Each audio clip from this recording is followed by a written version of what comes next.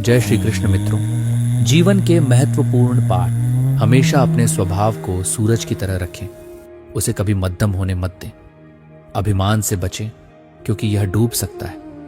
लोग कहते हैं कि दुख बुरा होता है, लेकिन मेरा मानना है कि दुख अच्छा होता है क्योंकि यह हमें अपनों की पहचान कराता है।